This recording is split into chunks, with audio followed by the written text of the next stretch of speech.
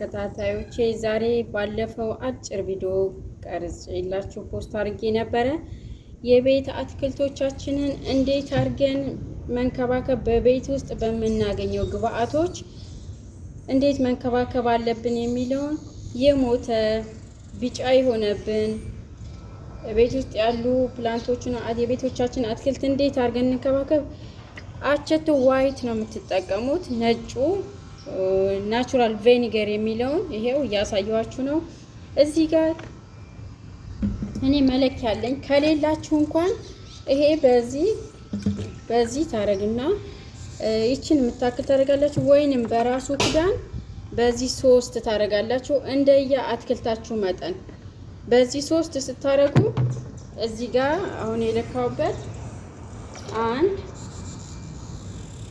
2 3 አያችሁ መጠኑ ማለት ነው። እና እዚህ ጋር ደግሞ ቤኪንግ ሶዳ አለ። ቤኪንግ ሶዳ ለተለያየ ነገር እንጠቀመዋለን፣ ለተለያየ ግብአት።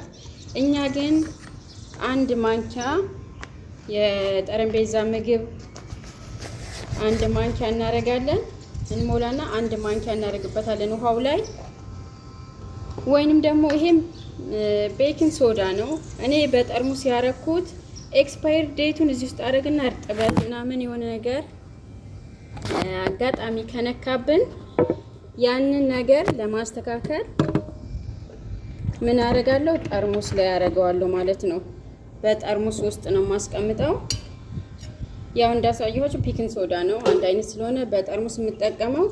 ያው ከከፈታችሁት በኋላ እርጥበት ምናምን እንዳይነካባችሁ ነው። ሁለተኛ ደግሞ እዚህ ጋር ስኳር ነው የምታዩት።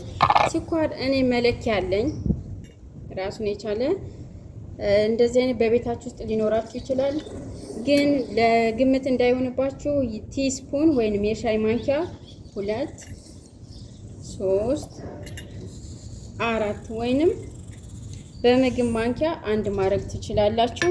እነዚህን ግብአቶች ካረጋችሁ በኋላ ሚክስ ታረጉታላችሁ። ሚክስ እናረጋቸዋለን። ሚክስ ካረግን በኋላ ይሄ እኔ እንዳየ አትክልታችሁ መጠን ማዘጋጀት ትችላላችሁ። እኔ ጋር 4 ትላልቆች አትክልቶች አሉኝ፣ ግን በዚህ አንድ ሚክስ ካረኩት በደንብ ሚክስ ካረግነው በኋላ ከዛም በኋላ በዚህ በተለያየ በፈልጋችሁ እቃ በሚመቻችሁ እቃ እናንተ በቤታችሁ ባለ እየቀዳችሁ አትክልታችሁ ላይ ታረጋላችሁ ማለት ነው። የበጠበጣችሁትን በቂ በጣም እስኪር ሳይሆን ውሃ እንደምታጠጡት ሳይሆን ኖርማል ይሄ እንደ ምግብ ወይ እንደ ማዳበሪያ በሉትና አትክልታችሁ ላይ ብዙ ጊዜ አትክልቶች ያው የቤት ውስጥ ውሃ ማብዛት የለብንም። ውሃ በጣም ከበዛ ይበሰብሳል። ያንን ደግሞ በቀጣይ እመጣላችኋለሁ። መጠኑን አይታችሁ በመጠኑ ይሄ እንደ ምግብ እንደ ያፋፋላችኋል። እኔ ብዙ ጊዜ የምጠቀመው በቤት ውስጥ በ15 1 ቀን ወይንም በወር 1 ቀን መጠቀም ትችላላችሁ። የግድ ግን ያንን ነገር ባታቋርጡበት ከቻላችሁ በጣም ውጤታማ ታገኛላችሁ። የግድ 15 ቀን ካለፈው በወር 1 ጊዜ አድርጉለት። የቤታችሁን አትክልት እንዴት ትወዱታላችሁ ማለት ነው። አመሰግናለሁ። ሰብስክራይብ እና ኮመንት ማድረጋችሁን አትርሱ። አበረታቱኝ። አመሰግናለሁ።